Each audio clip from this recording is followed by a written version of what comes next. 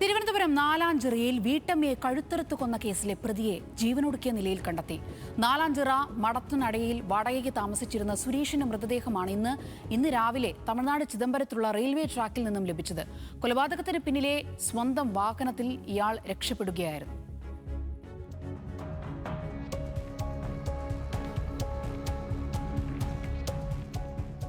തലസ്ഥാന നഗരവാസികൾക്ക് ഞെട്ടലുളവാക്കിയായിരുന്നു നാലാഞ്ചിറ സ്വദേശി ഹസീനയുടെ കൊലപാതകം.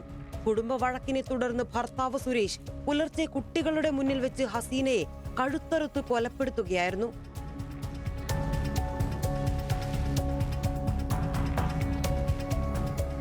കൊലപാതകത്തിന് ശേഷം സ്വന്തം വാഹനത്തിൽ രക്ഷപ്പെട്ട സുരേഷിനെ അന്വേഷിച്ച് മണ്ണന്തല പോലീസ് തെരച്ചിൽ ഊർജിതമാക്കിയിരുന്നു.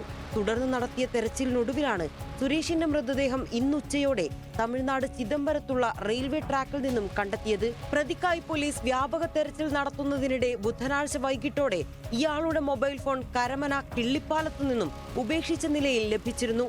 തുടർന്ന് നടത്തിയ പരിശോധനയിൽ പ്രതി സഞ്ചരിച്ച കാർ കരമന ഭാഗത്തുകൂടെ കടന്നുപോകുന്നത് CCTV ദൃശ്യങ്ങളിൽ വ്യക്തമായിരുന്നു.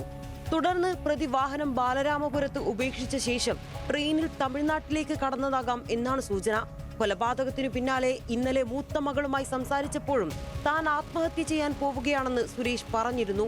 2 ആഴ്ച മുൻപും ഇയാൾ ആത്മഹത്യക്ക് ശ്രമിച്ചിരുന്നു. നിരന്തരമായ കുടുംബ വഴക്കാണ് ദാരുണമായ കൊലപാതകത്തിൽ കലാശിച്ചത്.